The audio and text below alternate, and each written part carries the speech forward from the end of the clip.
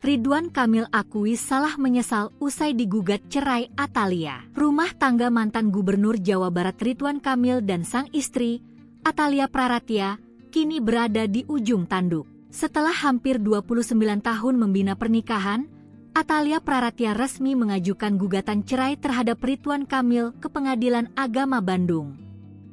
Perceraian ini menjadi sorotan publik lantaran diiringi berbagai isu yang menyeret nama Ridwan Kamil. Melalui unggahan di akun Instagram pribadinya, Ridwan Kamil, pria yang akrab disapa Kang Emil ini menyampaikan permohonan maaf terbuka kepada semua pihak yang terdampak. Dalam pernyataannya, ayah 3 anak ini juga mengakui kesalahan yang ia lakukan selama hampir 3 dekade membina rumah tangga bersama Atalia Praratya. Tak hanya kepada sang istri, Ridwan Kamil turut menyampaikan permohonan ampun kepada ibundanya.